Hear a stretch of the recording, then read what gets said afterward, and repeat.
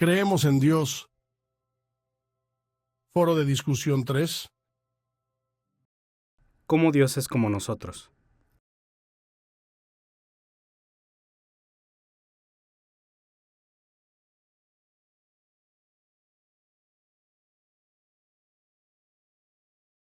Podemos aprender todo lo que necesitamos saber acerca de Dios a través de la teología natural, o también necesitamos una revelación especial.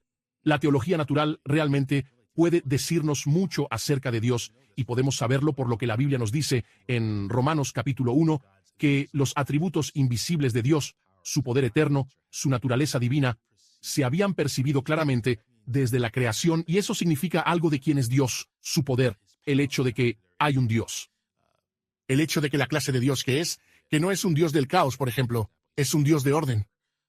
Él es un Dios de propósito. Muchas de esas cosas las podemos distinguir de la creación que nos rodea. Sin embargo, es importante decir que esta es un área en la que no podemos decir que podemos saber todo acerca de Dios desde la creación, pero sí habla de algo de quién es Dios con solo mirar la creación que nos rodea. Cuando salimos y vemos los árboles, vemos las estrellas, vemos la luna y el sol, sabemos que hay un Dios. Sabemos que hay un Dios. Sin embargo, muchas personas se niegan a aceptar a Dios. Entonces sabemos que hay un Dios, pero ¿cómo podemos llegar a conocer a ese Dios personalmente? Hay dos cosas de las que habla el Nuevo Testamento. Tenemos revelación general, donde Dios se revela en toda la creación. Pero para ser salvos, para llegar a conocer a Cristo, tenemos que tener esa revelación especial, donde leemos en la Biblia que el Verbo era Dios y el Verbo se hizo carne. Cuando pensamos en términos de revelación general, todos los hombres pueden tener conocimiento de la existencia del Señor. Pero en términos de llegar a conocer a Cristo como Señor y Salvador personal, eso tiene que ver con una revelación especial. Y, en última instancia, uno tiene que nacer de nuevo para que eso suceda. Para pensar aún más ampliamente sobre esto, ¿cómo se llega a ese punto? Bueno, eso nos lleva a Efesios 2:8. Porque por gracia somos salvos mediante la fe, y no por nosotros mismos. Es don de Dios, no de obras, para que nadie se gloríe. Así que incluso la capacidad de creer, de tener fe, ya sabes, de creer en Cristo como Señor y Salvador, nos la tiene que dar Dios mismo. Y entonces, al final del día, cualquier capacidad de conocer al Señor, en un nivel redentor, tiene que ver con que el Dios Trino nos revele eso. En los primeros capítulos de los institutos, el libro 1, principalmente los capítulos 1 al 7, 8.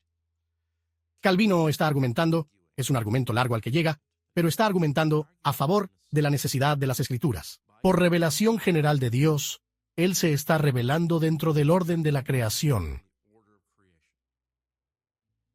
Dentro de su guía y dirección providencial de los asuntos del hombre en las naciones, y de nuestras propias vidas y de la ley escrita en nuestros corazones, podemos llegar a conocer su existencia, que Él es un poder benevolente, que Él es un Señor soberano. Sin embargo, en nuestra rebelión, estamos huyendo de eso. Buscamos rechazar esa verdad. Y el argumento de Calvino es que necesitamos, como criaturas caídas, lo que él llama un conocimiento doble. Necesitamos volver a un conocimiento de Dios como nuestro Creador, y necesitamos ser llevados a un conocimiento de Dios como nuestro Redentor. Dios emprende una serie de actos redentores. Actos que están destinados a restaurar la relación, restaurar a sus criaturas, traerlas de regreso a Él. Pero ese regreso incluye tanto el conocimiento de Él, como Creador, como el ser devuelto a ese primer conocimiento y al conocimiento de Dios como nuestro Redentor. Hablamos de estos actos en las Escrituras como la historia de la redención, los actos poderosos de Dios, los hechos poderosos de Dios, y lo culminan y encuentran su centro en Jesús, sin Dios actuando en el espacio y el tiempo. Y si el hecho de estar registrado en las Escrituras es un instrumento necesario para nosotros, Cristo permanecería desconocido para nosotros, cubierto por un manto. Y lo que es interesante, Y va a sonar extraño, pero lo interesante aquí es que eso era cierto, incluso en el mundo bíblico. Piense en Juan viendo a Jesús bajando por la calle por primera vez y dice: «He aquí el Cordero de Dios que viene a quitar el pecado del mundo». Que cada palabra que ha usado allí está cargada de significado del Antiguo Testamento. Juan está usando el Antiguo Testamento para interpretar a Jesús mientras se acerca a él. Vemos lo mismo en la conversación de Jesús con los dos discípulos en el camino a Emaús. No lo reconocen, no saben quién es él. ¿Y qué hace? Él abre la palabra, abre el Antiguo Testamento. Él recurre a los escritos y luego, mientras lee la palabra, ellos lo reconocen. Entonces, este registro de la actividad redentora de Dios, su intención redentora, es absolutamente necesario para un conocimiento de la creación de Dios, porque nos rebelamos contra ella. Necesitamos volver a ella de sus caminos redentores y de su Hijo que llevó el pecado. ¿Cómo pueden enseñarnos acerca de los atributos de Dios las comparaciones figurativas acerca de Dios que están en la Biblia? La Biblia tiene muchas maneras diferentes en las que compara a Dios con las cosas de la creación.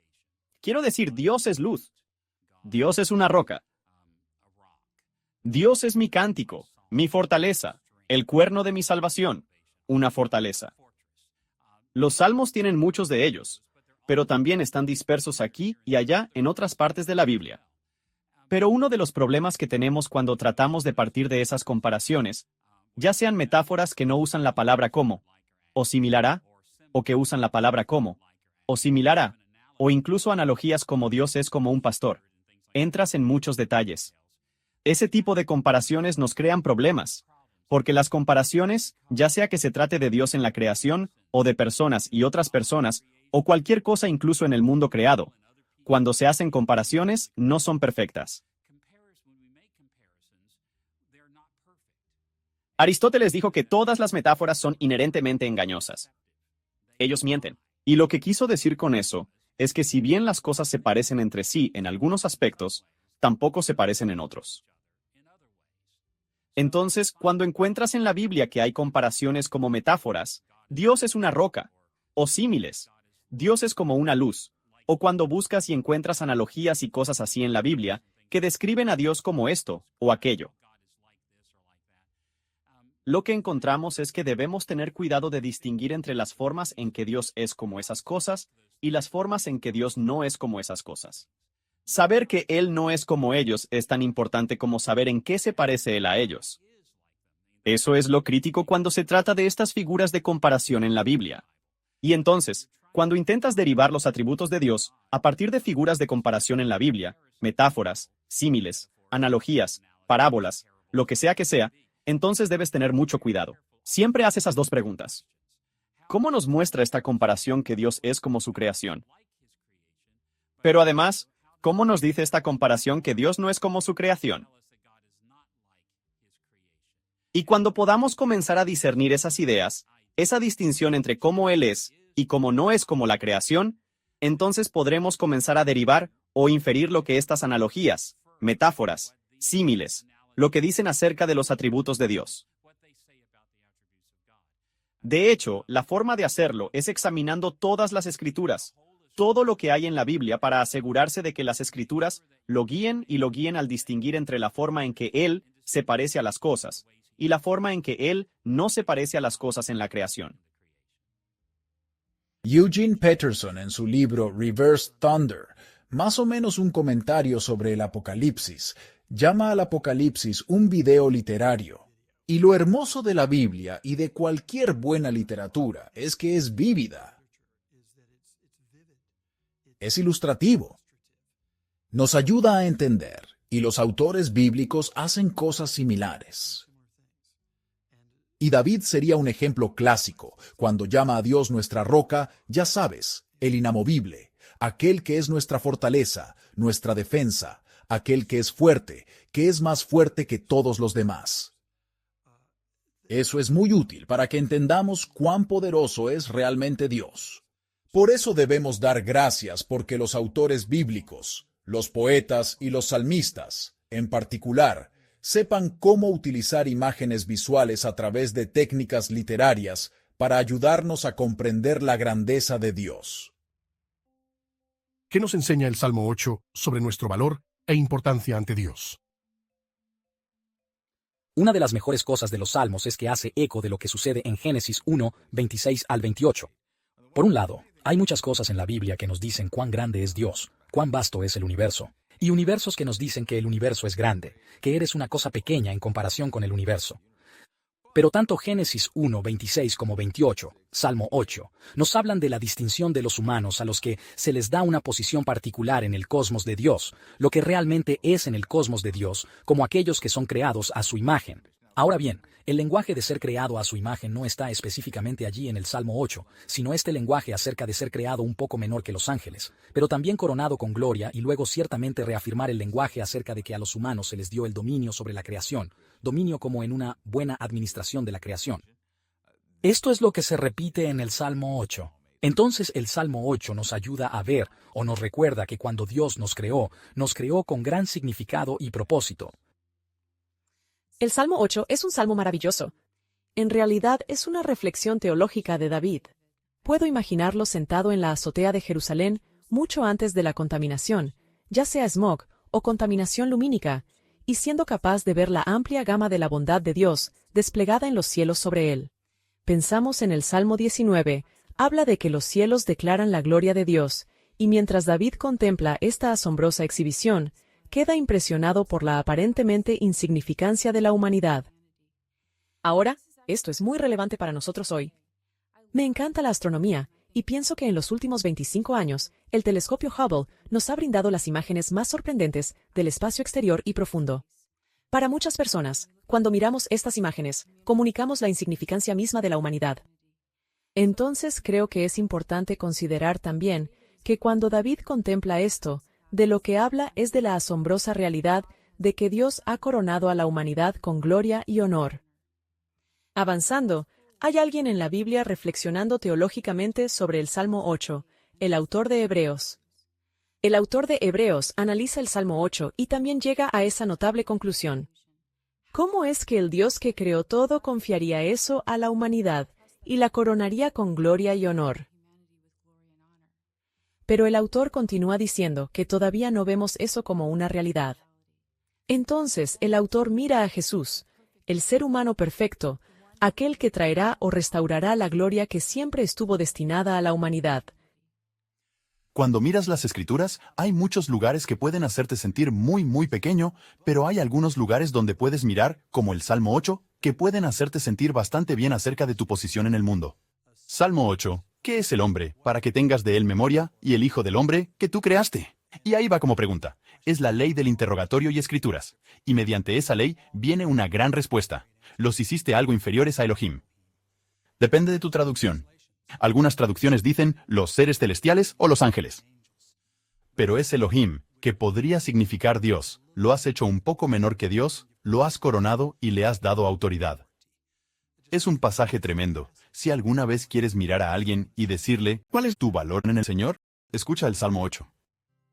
¿Qué significa que somos creados a imagen de Dios? Una de las cosas que aprendemos en Génesis capítulos 1 al 3 es que la humanidad es creada a imagen de Dios. Adán y Eva son como representantes de toda la raza humana. Es que ser imagen de Dios no es algo particular de una etnia o de una tradición religiosa. ¿Qué Dios? El Dios de la Biblia. Yahweh. Creó a todas las personas a su imagen y semejanza. Y eso es algo que todos tenemos en común. Todos hemos sido creados a la imagen de Dios. Y aunque la humanidad y la rebelión contra Dios han corrompido esa imagen, sigue siendo el caso como vemos en Génesis capítulo 9 y en Santiago capítulo 3 que incluso corrompiendo, incluso teniendo la imagen de Dios que estamos siendo corrompidos por el pecado, todavía todos estamos creados a imagen de Dios, y por lo tanto, hay cierta dignidad que se debe otorgar a todas las personas. Y hay un cierto sentido de unidad en el mundo que todos tenemos en común, que Dios nos creó a su imagen.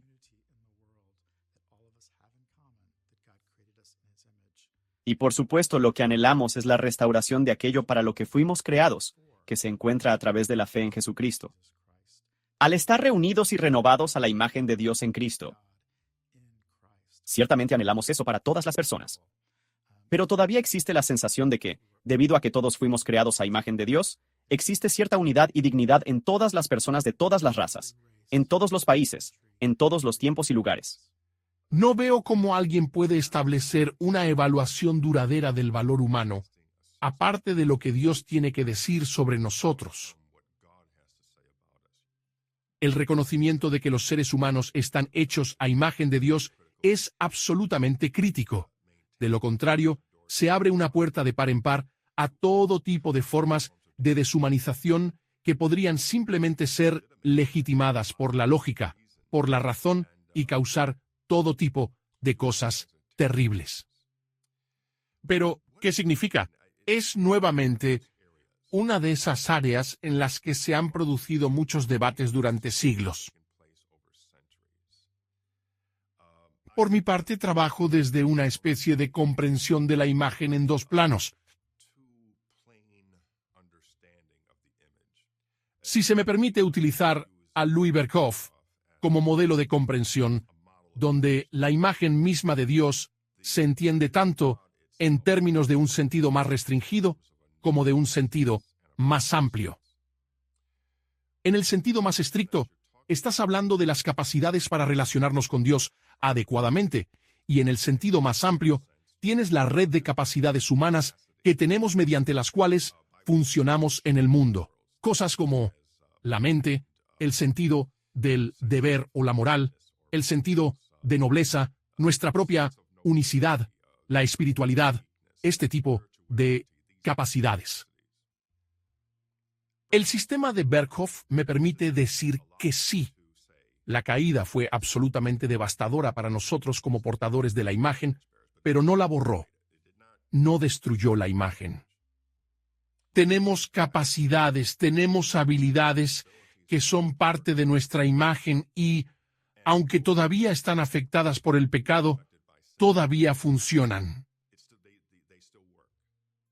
Por lo tanto, podemos decir que sí, hemos sido gravemente dañados por la caída, pero seguimos siendo portadores de la imagen de Dios, particularmente cuando pienso en pasajes como Génesis 9:6 y Santiago 3:9, donde se nos menciona a semejanza de Dios. Ambos son pasajes que tienen lugar después de Génesis 3 o la caída. Así que es un área muy crítica y hay muchas cosas en el mundo que dicen que no eres nada. Bueno, hay una perspectiva inmutable viva en el universo, y esa es la evaluación de Dios. Y Él dice, eres portador de imagen. Soy portador de imagen. Somos portadores de imagen y eso no cambia. Las opiniones sobre lo que significa ser creado a imagen de Dios se han dividido en gran medida en tres categorías. La primera categoría, que dominó la teología clásica durante bastante tiempo, suele denominarse estructural o sustancial. Es una visión de la imagen de Dios que enfatiza alguna esencia compartida entre la humanidad y Dios. A menudo, esto se asocia con el alma o el espíritu, y la actividad más asociada con esto es el razonamiento.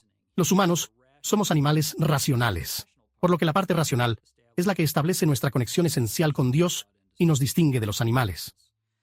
El segundo punto de vista, que ha llegado a ser dominante en los estudios bíblicos modernos, es el punto de vista funcional, que sugiere que la imagen de Dios se explica por los versículos siguientes del Génesis, que tratan de la mayordomía y el gobierno en el orden creado, y los estudios del antiguo Cercano Oriente, lo que ha sugerido que los gobernantes, con mucha frecuencia, colocarían imágenes de sí mismos en sus templos. Y así, por analogía, Dios está usando funcionalmente a seres humanos para representarlo en su templo cósmico aquí en esta tierra. De modo que la visión funcional, la actividad que más enfatiza, es la de gobernar o representar a Dios. Esa es nuestra función mediante la cual lo imaginamos. Y luego, el tercer punto de vista, que ha sido más dominante en la teología sistemática moderna y quizás en la teología práctica moderna, o en la vida de la Iglesia es un punto de vista relacional, que a menudo le debe mucho a Karl Barth, y su énfasis en la frase hombre y mujer. Él los creó, y la gente ha tomado esto y lo ha asociado con imaginar la Trinidad en un sentido social, y ha dicho que lo que es esencial para la imagen humana de Dios es la relacionalidad. Al relacionarnos unos con otros en amor, revelamos mejor cómo es Dios. Las Escrituras nos dicen que Dios creó a la humanidad a su propia imagen. ¿Qué significa eso? Bueno, el Señor nos creó obviamente con cuerpo y también con alma. Y así como Dios es espíritu, así nuestra alma que Dios creó para nosotros también es espíritu. Entonces, vemos a este respecto que Dios nos creó para estar en comunión con Él, y para estar en comunión con Él para siempre.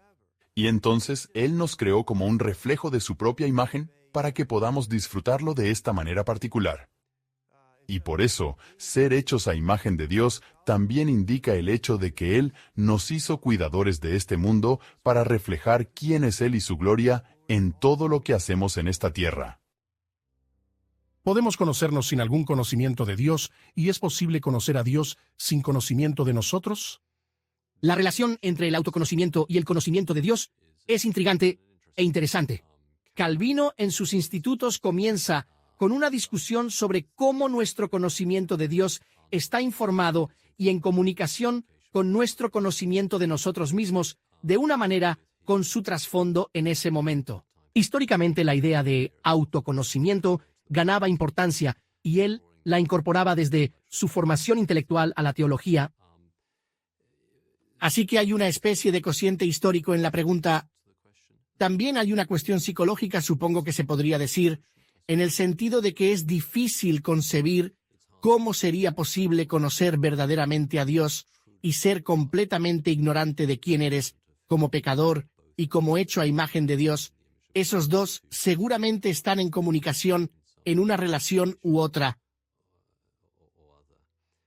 También hay una conexión bíblica que envuelve todos estos puntos de conversación, que sería, por ejemplo, el necio dice en su corazón, no hay Dios.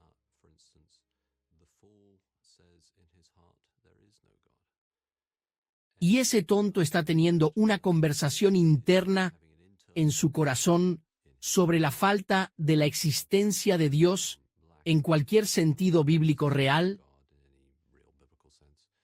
y por eso se engaña a sí mismo y no está dispuesto a comprender verdaderamente la existencia de Dios. También podríamos ir al capítulo 1 de Romanos, cuando Pablo habla de cómo las cualidades invisibles de Dios han sido vistas claramente y sin embargo han sido reprimidas por la injusticia.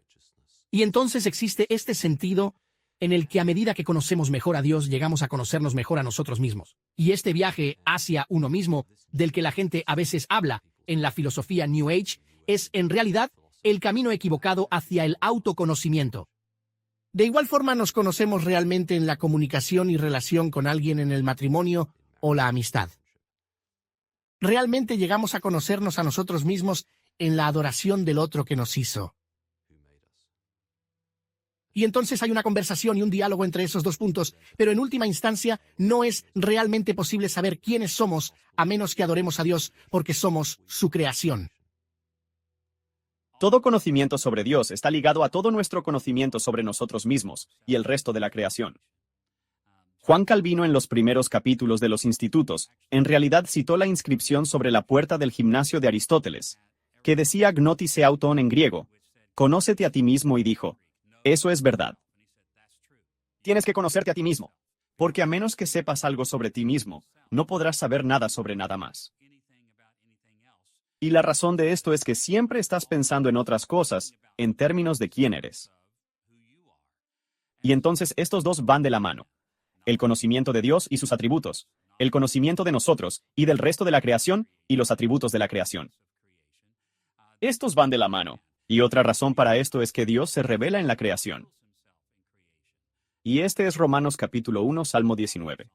Ese tipo de pasajes que todos conocemos sobre la revelación natural o general, enseñan que Dios se ha revelado en la creación. Por lo que cuanto más sabemos acerca de nosotros mismos y más sabemos acerca de la creación en general, más podemos saber acerca de Dios. Pero aquí está el punto que señala Calvino al abrir los institutos de la religión cristiana. Dice que estos dos van de la mano. No puedes conocer a Dios sin conocerte a ti mismo, pero tampoco puedes conocerte a ti mismo sin conocer a Dios, porque es solo en términos de lo que Dios dice, y quién es Dios, y lo que Él ha revelado sobre sí mismo, que podemos tener conocimiento de nuestra pecaminosidad, nuestra bondad, nuestra dignidad, nuestro propósito, ese tipo de cosas que son tan esenciales para saber quiénes somos. Entonces, la pregunta que ha dejado perplejos a los teólogos, por supuesto, a lo largo de los siglos es, ¿qué viene primero?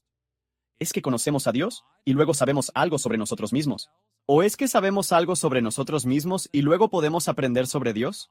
Y la respuesta es sí, a ambas opciones. Estas dos creencias forman reciprocidades entre sí. Se retroalimentan entre sí para que nunca podamos simplemente comenzar con uno e ir al otro, porque siempre, incluso cuando entramos en esta vida, tenemos conocimiento de Dios. Y conocemos de nosotros mismos. Y así, todo el tiempo venimos con un poco de conocimiento de ambos. Y por lo tanto, cuando pensamos en estas dos opciones, ¿con cuál empezar? Es una especie de pregunta práctica. ¿En qué me estoy centrando hoy? ¿Me estoy centrando en la vida que me rodea y en mí mismo en el contexto del mundo? Bueno, si eso es en lo que me estoy concentrando en este momento, esas cosas pueden enseñarme acerca de Dios. Pero aquí está la otra cuestión práctica. ¿Hoy estoy leyendo la Biblia y me dice algo acerca de Dios? Eso es genial. Empecemos por ahí y puede decirme cosas sobre mí y sobre el resto de la creación que me rodea. Y entonces estos dos van de la mano. No pueden separarse, y a lo largo de toda la vida, los cristianos fieles oscilarán entre centrarse en uno o centrarse en el otro. Enfóquese en aprender de Dios para aprender sobre nosotros, o aprender sobre nosotros para conocer a Dios. ¿Por qué a veces resulta difícil inferir proposiciones teológicas de las Escrituras, especialmente de la narrativa y la poesía? Es sumamente difícil inferir proposiciones teológicas a partir de narraciones y poesía bíblicas. Es tan difícil que muchos libros de texto evangélicos sobre hermenéutica y doctrina simplemente prohíben la práctica. Dicen que no se obtiene la doctrina de la narrativa, sino de las epístolas de Pablo. Y como resultado, muchos de nuestros sistemas teológicos evangélicos han reflejado, si no exclusivo, al menos un compromiso primario con los textos paulinos o con las epístolas del Nuevo Testamento. Por eso debemos reconocer que la dificultad aquí es real.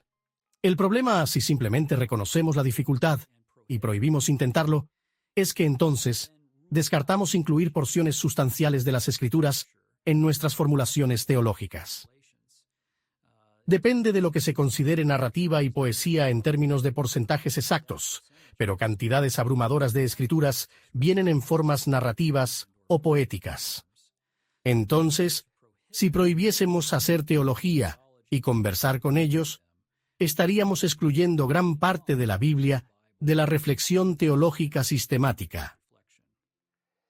Es interesante que a medida que leemos las Escrituras, a veces lo que nos gustaría que hicieran es simplemente darnos conjuntos de proposiciones muy sencillas. Muy parecido a lo que lees en una excelente teología sistemática, pero a veces nos sorprende al no expresar las cosas tan directamente como desearíamos. A veces el problema es que mientras el autor habla a su audiencia, hay cosas que ya puede asumir que la audiencia sabe y escribe, en realidad para revocar cosas que ya entienden.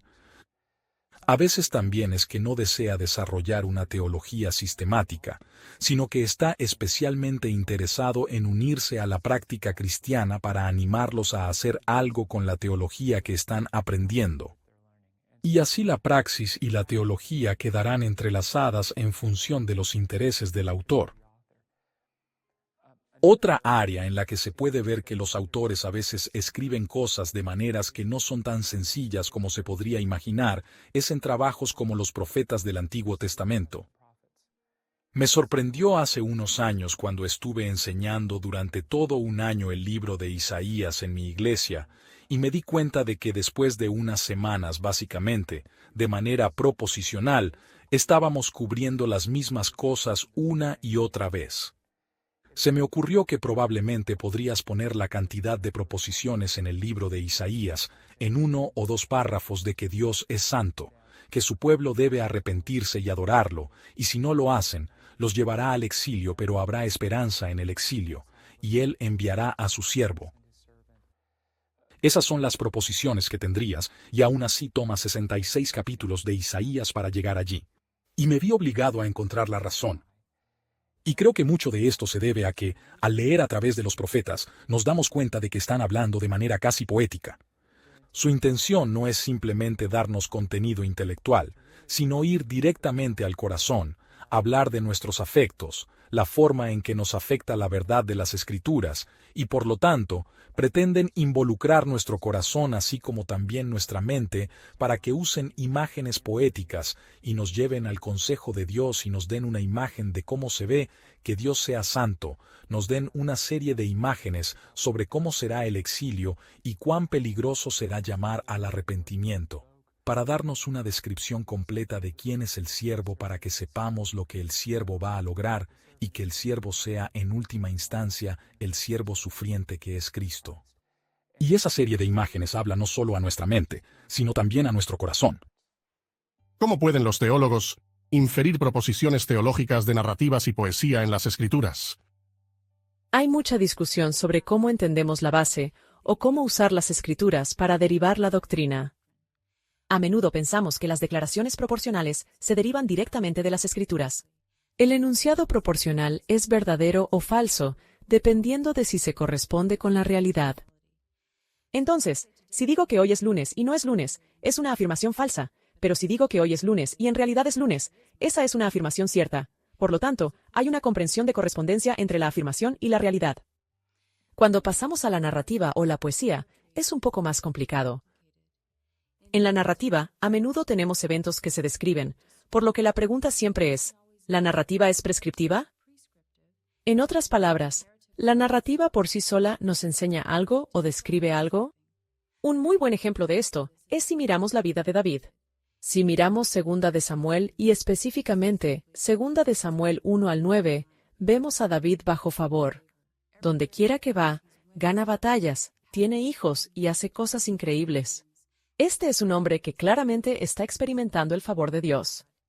Pero luego, si miramos el resto de 2 de Samuel, comenzando con 2 de Samuel 12, vemos a David muy claramente en un contexto muy diferente.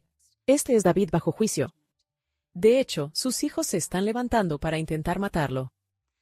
Entonces debemos mirar con atención y preguntarnos qué pasó. Y claramente, lo que pasó es 2 Samuel 10 y 11, y todo el incidente con Betsabé. Si vemos ese ejemplo con cuidado, probablemente podríamos argumentar que David rompe los 10 mandamientos en lo que hace. Pero si miramos la narrativa, esta no enseña directamente lo que debemos o no debemos hacer. En cambio, la narrativa ilustra las consecuencias. Entonces, cuando miramos la narrativa, siempre es complicado tratar de determinar si la narrativa es prescriptiva o descriptiva. Otro ejemplo que podríamos mirar es el libro de los Hechos. ¿Se nos da el libro de los Hechos como un manual de cómo hacer iglesia? ¿O se nos ha dado el libro de los Hechos para describir la forma coherente en que Dios actúa con su pueblo y la imparable difusión del Evangelio? Ahora bien, hay algunas partes de Hechos que son claramente prescriptivas. Por ejemplo, el final de Hechos 2 nos da una indicación clara de una iglesia saludable, una iglesia que participa en la enseñanza de las Escrituras, que tiene comunión, que tiene oración, que tiene verdadero compañerismo. Pero otras partes de Hechos hacen que sea mucho más difícil intentar derivar una doctrina. Por ejemplo, la doctrina del bautismo. Podríamos mirar una parte de Hechos y decir que eso es normativo para todos los creyentes, pero luego podríamos mirar otra parte de Hechos y ver una comprensión diferente del bautismo. De hecho, el bautismo se describe al menos de 4 maneras diferentes en Hechos. Entonces creo que la mejor manera de entender la narrativa es que la narrativa describa cómo obra Dios. La forma consistente en que trabaja con su pueblo, la manera consistente en que Él se revela. Derivar una doctrina a partir de eso requiere un poco más de esfuerzo y un poco de precaución. Ahora bien, también podemos preguntarnos cómo podemos derivar doctrina de la poesía. Lo realmente importante que hay que entender con la poesía es que utiliza un lenguaje simbólico o figurado. Lo más importante a tener en cuenta aquí es que el lenguaje simbólico describe la realidad. No se trata de hablar de la realidad en términos de una teoría de correspondencia de la realidad.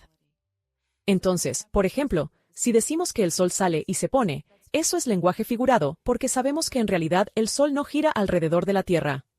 Pero todo el mundo entiende lo que se dice allí.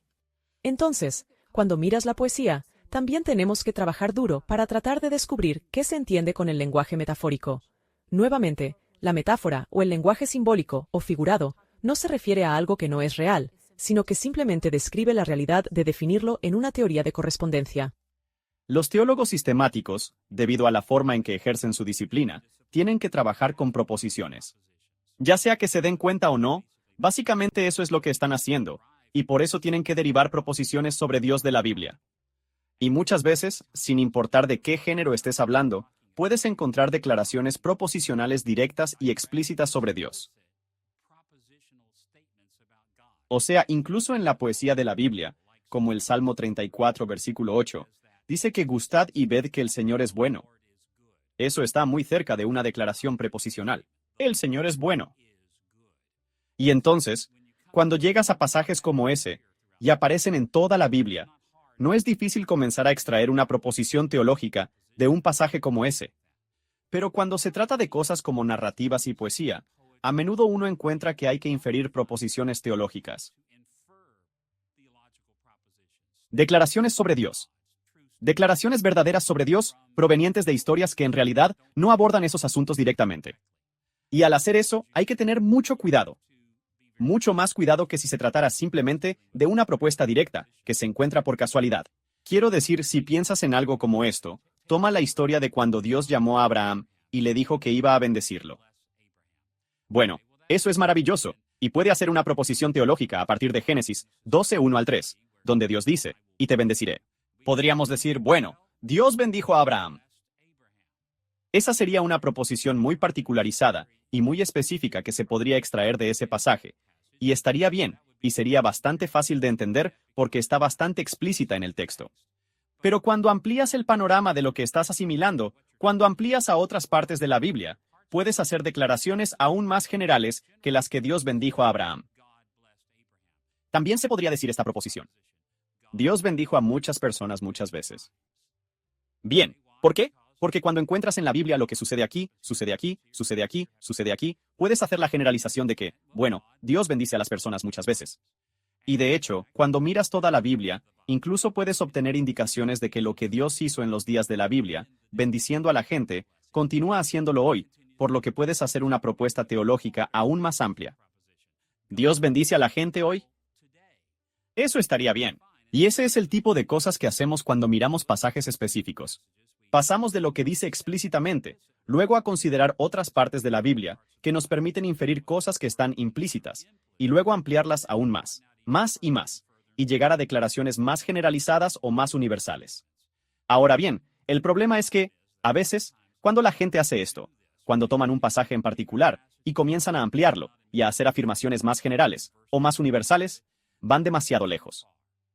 Y dirán cosas como, en lugar de simplemente decir, Dios bendijo a Abraham, Dios bendijo a muchas personas en la Biblia, Dios bendice a las personas incluso hoy en día, llegarán al extremo de decir pasajes de la Biblia.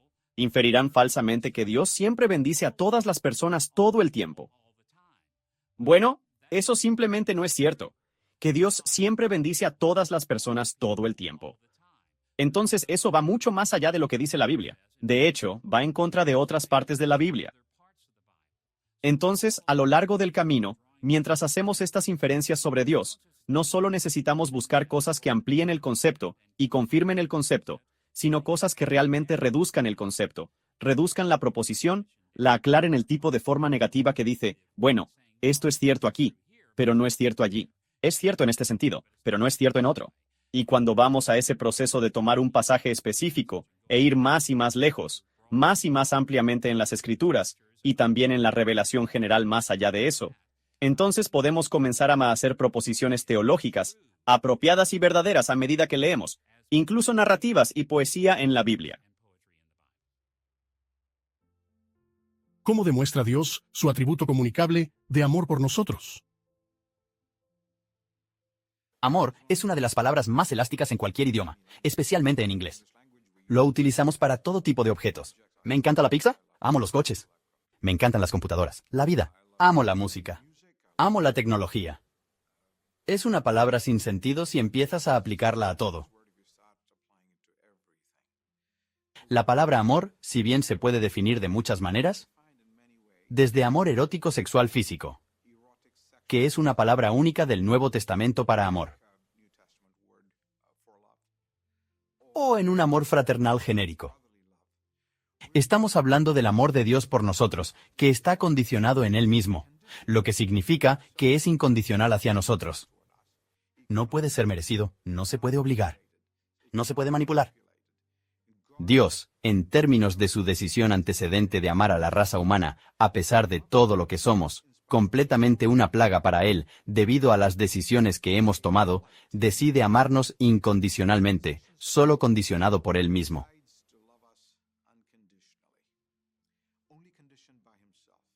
Y una vez que Él decide amarnos incondicionalmente, nada nos abrumará ni nos separará de su amor.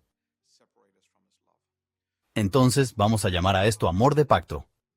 El amor sin condiciones, el amor con costos que Él finalmente paga en la historia humana, en la demostración total y plena de que ama a la raza humana.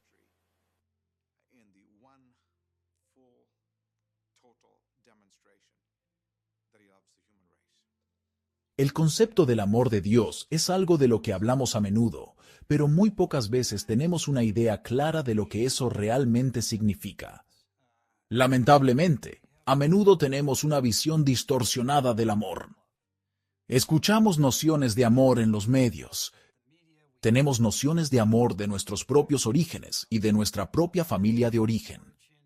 Y entonces, cuando escuchamos que Dios es amor, a veces el concepto pasa a través de una cuadrícula o una lente de comprensión que en realidad lo distorsiona bastante. Y entonces, el concepto de amor no es solo una especie de buen sentimiento emocional o sensación de deseo. Está profundamente arraigado no solo en el lado emocional, sino que está arraigado en el lado activo de lo que Dios hace para demostrar su amor hacia nosotros. Y es por eso que podemos hablar en términos de descripciones cuando dice que Dios demuestra su amor hacia nosotros en que siendo aún pecadores, Cristo murió por nosotros. Romanos capítulo 5. Entonces, la noción de amor en las Escrituras y el amor de Dios en particular no es solo una especie de sentimiento emocional general, es una acción que muestra su bondad, su cuidado, su preocupación y el extremo al que Él llegaría para demostrarlo. Entonces leemos en Juan capítulo 3, versículo 16, que tanto amó Dios al mundo que dio a su único Hijo, para que todo aquel que en Él cree no se pierda, sino que tenga vida eterna. Y a menudo vemos ese versículo y pensamos, oh, lo escuché, ya sabes, lo memoricé a una edad muy temprana, pero cuando empiezas a mirarlo realmente, hay una razón por la que ese versículo se usa con tanta frecuencia. Porque es una gran ilustración de que Dios en su amor tiene una preocupación, pero también hace algo al respecto para demostrar lo que significa ser realmente bueno, lo que significa ser realmente benévolo y trabajar realmente por nuestra salvación en el mundo. Sentimos que envió a Cristo y demuestra ese amor por nosotros. Entonces, cuando se dice que Dios es un Dios de amor, no se trata simplemente de una especie de idea emocional no específica. Se demuestra en actos concretos que Dios realiza cada día, momento a momento, para demostrar cuánto cuida y ama a su creación y, en definitiva, en la redención de Jesucristo para aquellos que son elegidos. ¿Cómo debería afectar nuestras vidas el atributo comunicable del amor de Dios? Jesús nos dice que nos da un mandamiento nuevo. Y eso es amarnos unos a otros como Dios nos ha amado. Y el mandamiento original era que debíamos amar a nuestro prójimo como a nosotros mismos. Pero luego Jesús va un paso más allá. Y no solo debemos amarnos unos a otros y a nuestro prójimo como nos amaríamos a nosotros mismos, sino que debemos amarnos unos a otros como Él nos amó. Y eso plantea la pregunta de cómo nos amó Él. Bueno, hay miles de maneras, innumerables maneras en que Él nos amó, pero una de las maneras en que nos amó fue amarnos primero. Entonces, creo que a lo que Cristo nos está llamando es a un amor perseguido y sacrificado hacia los demás. En otras palabras, no esperamos y nos contenemos con los brazos cruzados, esperando que otros nos amen antes de que nosotros los amemos. Pero como creyentes hacemos lo que hizo Cristo, que es amar primero. Las Escrituras dicen que debemos amar, pero amamos porque Cristo nos amó primero. Y así, ya sea con tu esposa, tus hijos, tus vecinos, tu gente con quienes trabajas, persíguelos. Persíguelos con el amor de Jesús y hazlo primero. Nuestra respuesta al amor de Dios, haciendo eco del apóstol Juan, es que lo amamos porque Él nos amó primero. Ahora bien, ¿cómo se aplica eso? Es muy específico. Y es por eso que creo que el Señor Jesús repitió el primer mandamiento de Deuteronomio 6 en los sinópticos. Y Él dijo, ámalo con todo tu corazón, alma, mente y fuerzas. Esos 4 sustantivos que usa el Señor Jesús no son descripciones separadas del sistema humano. ¿Son todos ustedes? Tu corazón, alma, mente y fuerzas, amándolo por todo lo que Él es. Bernardo de Claraval, un místico francés, habló de 4 tipos de amor. Dijo que existe el amor a uno mismo por el bien de uno mismo. Me amo por mi bien. Eso será narcisismo. Ese será el amor de un incrédulo. El segundo es el amor de Dios por uno mismo para ver qué puedo sacar de Él, y una gran cantidad de personas atraviesan la raza humana y la iglesia cristiana siempre cae en esa trampa. ¿Cómo puedo amar a Dios por mi bien? Para sacarle algo. El tercer nivel es el amor de Dios por amor de Dios. El amor de Dios por Dios mismo. Amas a Dios porque Él es Dios. No es director. Él no es una idea. Él no es una fuerza. Lo amas porque Él es Dios. Y luego, Claraval dijo que hay un cuarto nivel, un amor a uno mismo por el amor de Dios, y dijo que eso será cierto en el cielo, donde puedes verte a ti mismo correctamente y amarte correctamente como Dios te ve, pero puede haber momentos en el tiempo cuando esa también podría ser tu experiencia. El amor a uno mismo nunca es un mandato. Se supone, porque cuando amas a Dios correctamente, puedes amar todo lo demás correctamente. Pero si amas a Dios incorrectamente, arruinarás todo lo demás, incluso amarte incorrectamente a ti mismo. Así que ámalo por lo que Él es con todo lo que tienes. Una de las cosas que he encontrado en las Escrituras en términos de nuestra relación con Dios es un flujo invariable y nunca varía.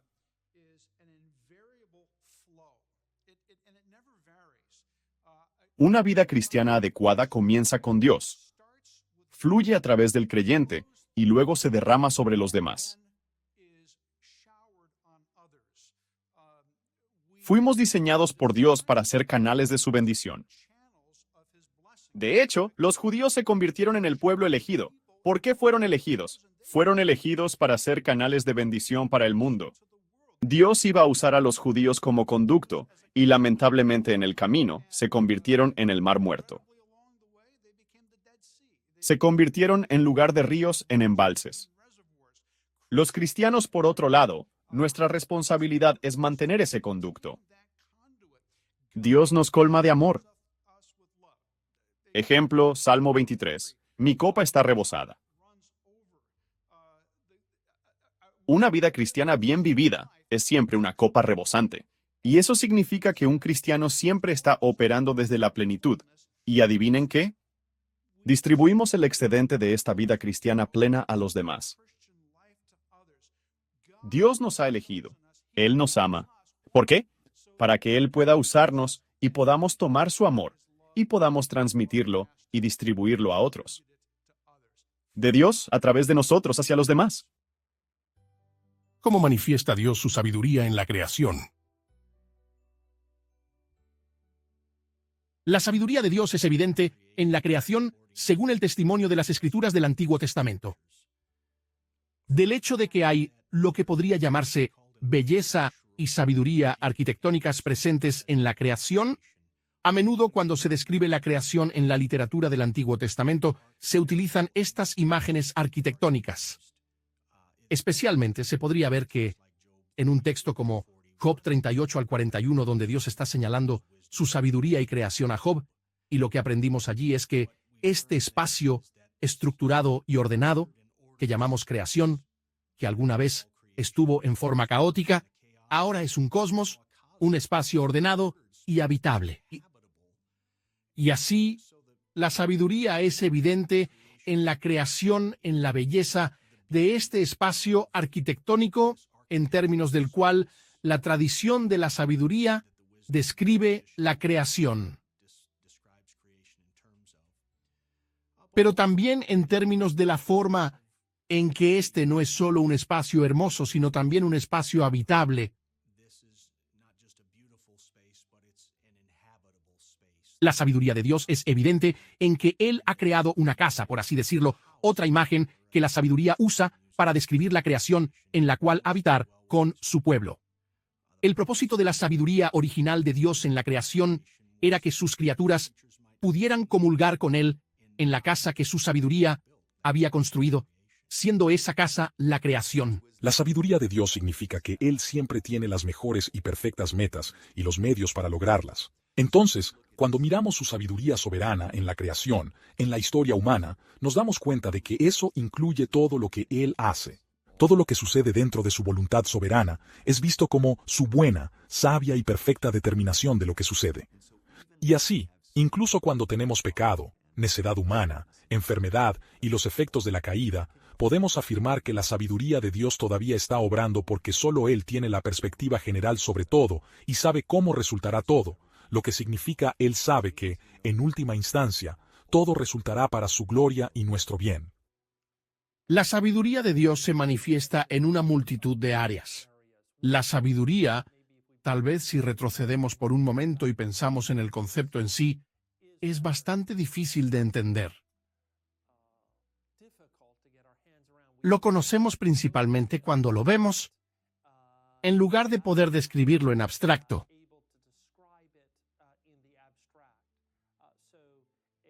Por lo tanto, un agricultor común y corriente que ha vivido una vida en la tierra puede experimentar las estaciones de una manera que la mayoría de nosotros, los habitantes urbanos, no entenderíamos. Podríamos decir que ha adquirido sabiduría al comprender la forma en que Dios ha conectado esos campos. Entonces, hablar de la sabiduría de Dios manifestada en la creación es hablar de la manera en que Él ha hecho toda la creación de manera coherente. A veces encaja misteriosamente, pero el diseño, la capacidad de diseño de Dios en la creación, es un diseño sabio. Ahora bien, dicho esto, también debemos dar marcha atrás y decir que el diseño no siempre es evidente a los ojos humanos, que su sabiduría es a veces misteriosa. De modo que la sabiduría humana ordinaria es a veces misteriosa para aquellos cuyos ojos no tienen habilidades manifiestas. La sabiduría de Dios también afirma que al final todo funcionará según sus designios. ¿Qué quiere decir la Biblia cuando dice que Dios es santo y que nosotros también debemos ser santos? Cuando la Biblia describe a Dios como santo, en realidad busca un concepto que principalmente significa que Dios es distinto y separado. Entonces, la santidad de Dios enfatiza el hecho de que Dios es divino y que todos los atributos y características que asociamos con Dios son distintos de los seres humanos, las criaturas que Él ha creado. Y de manera análoga, por lo tanto, cuando hablamos de santidad de individuos, estamos hablando de personas que se separan del pecado para parecerse más al Dios a quien desean servir. Creo que la santidad de Dios es un concepto confuso para algunas personas, pero la clave de la idea es que Dios es otro. Eso es realmente lo que significa santidad. Significa no mezclado con otras cosas. Entonces Dios no está mezclado con el pecado. Dios no está mezclado con la corrupción del mundo. Él es otro, está separado de todas esas cosas. Y cuando, por lo tanto, se nos describe como santos, cuando Dios nos hace santos como creyentes, significa que Él nos ha apartado para pertenecer a Él en su alteridad. que ya no pertenecemos al reino del pecado, ya no pertenecemos a la corrupción del mundo y de la vida en Adán, pero también nosotros somos otros. Cuando miramos la santidad de Dios, vemos que Dios es trascendente. Dios está por encima de todo. Dios es justo. Dios es santo. Dios es puro. Todo lo que es bueno está encarnado en Dios. Entonces, cuando miramos su santidad, de hecho en Levítico 11, 44 y 45, Dios dice, «Hombre, tú debes ser santo como yo soy santo. Yo os saqué de Egipto, así que cada uno de nosotros en algún momento estuvimos en Egipto. Estábamos separados de Dios. Entonces, cuando Dios nos dice que seamos santos, nos está diciendo que debemos buscar sus atributos de madurez espiritual, una irreprensible. Al observar el libro de Levítico, parece solo un conjunto de cosas permitidas y prohibidas, pero en realidad, ¿qué hace Él? Él nos está diciendo y dándonos su estándar de lo que debemos ser, que debemos levantar. Podemos verlo como un conjunto de leyes, pero en realidad, Dios nos está hablando de su santidad y de lo que espera del hombre. Entonces, cuando miramos el atributo de santidad de Dios, podemos entender qué es, podemos entender verdaderamente qué es la ausencia de pecado. Pero eso es lo que Dios es, que no hay pecado, no hay defectos. Es lo último, el epítome de la perfección, y eso es la santidad de Dios.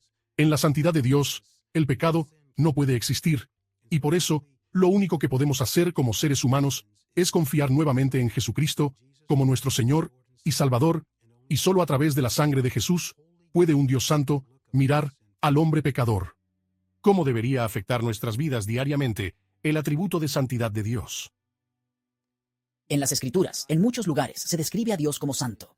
Y tal vez esta santidad podría sonar como una característica abstracta de Dios que realmente no afecta cómo vivimos en el día a día. Pero, de hecho, Pedro nos dice en su primera epístola en el capítulo 1 que la santidad de Dios debe afectar la forma en que vivimos en toda nuestra forma de vida en el día a día. Pedro dice que como aquel que os llama santo, también nosotros debemos ser santos en todo lo que hacemos. Y cita el libro de Levítico para ilustrar que debido a que Dios es santo, debemos ser santos en todas nuestras acciones. Lo que esto significa entonces es que la santidad de Dios tiene ramificaciones muy prácticas en la forma en que vivimos nuestras vidas día a día como hijos obedientes que siguen las enseñanzas de Cristo. Sabes, soy un cristiano evangélico, así que realmente aprecio y descanso en la gracia de Dios, la bondad de Dios, la benevolencia de Dios, la misericordia de Dios. Pero, ya sabes, es fácil olvidar o simplemente minimizar la santidad de Dios. Ese fue un tema destacado en el Antiguo Testamento. Levítico 11, creo que Levítico 11 al 19 como una sección completa dedicada a Dios es santo, por lo que ustedes, su pueblo, Israel, deben ser santos. Y hay secciones enteras de leyes que hablan de que hay que ser santo. Necesitas ser distinto, necesitas estar separado. En tu forma de comer, de vestir, en tu forma de vivir. Algunas de esas son lecciones objetivas heurísticas para separar a un pueblo, y sería conveniente pensar, bueno, eso fue algo del Antiguo Testamento. El problema es que al menos en un lugar del Nuevo Testamento, Primera de Pedro 1, hay un apóstol que cita Levítico y dice que esto todavía está en juego. Sed santos como yo soy santo, dice el Señor. Y Efesios 1, cuando habla de los propósitos electivos y la soberanía de Dios, uno de esos propósitos es tomar de sí los gentiles. Gente de toda tribu, lengua y nación, que habría sido considerada fuera de los límites en el Antiguo Testamento. Uno de esos propósitos de Dios en su soberanía y poder es tomar a esas personas y convertirlas en un pueblo santo, intachable ante Él, irreprochable ante su vista. Para nosotros, por supuesto, comenzamos como pecadores y morimos como pecadores, pero no solo pecadores. Hay una obra santificadora que el Espíritu Santo hace en nosotros, que es frustrantemente progresiva. Todo es demasiado irritantemente incremental y está funcionando. Pero la expectativa, el ideal de la norma, sigue ahí. Que vivamos nuestras vidas ante un Dios santo, que es clemente, bondadoso, misericordioso, bueno, compasivo, pero que también es santo. Y debido a que somos redimidos por un Dios santo, nuestro llamado es a ser diferentes. Diferente de una manera positiva, no solo de una manera extraña, sino de una manera positiva. Que toma la justicia tan en serio como Dios, que siente repulsión por el pecado tanto como Dios. Nuestro llamado es a ser santos y vivir santos día a día, momento a momento, porque Dios es santo. Sabemos por las Escrituras que Dios es santo. Sabemos por las Escrituras y por nuestra propia vida que somos pecadores. Entonces, ¿cómo unimos esas dos cosas, no solo conceptualmente, sino en el acto diario de nuestra vida? Hay un cierto ala de la Iglesia, el lado reformista, presbiteriano y calvinista, que pone mucho énfasis en nuestra caída, en que somos pecadores, que no podemos hacer nada por nuestras propias fuerzas. Hay otra ala de la Iglesia, el lado wesleyano, armenio, del libre albedrío, que pone mucho énfasis en la santificación, y dice que si Dios nos llama a ser santos, entonces es posible que podamos hacerlo. He tenido la experiencia de pasar tiempo con cristianos de ambos lados, y he aprendido mucho de ambos. Desde el lado presbiteriano, el lado reformado, hay este importante énfasis en la humildad que todos debemos tener, que estamos caídos, que somos pecadores, que estamos muertos.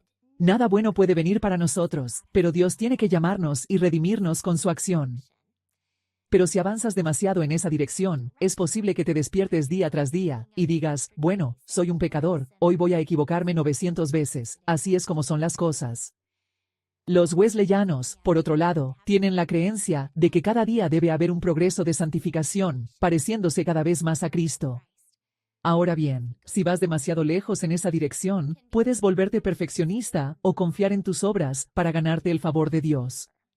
Pero si eres capaz de mantener el equilibrio, sabrás que eres pecador, pero conocerás a aquel que habita dentro de ti, el Espíritu que te ha sido dado, que puede llamarte a las buenas obras que Dios ha preparado de antemano, como dice Pablo en Efesios 2.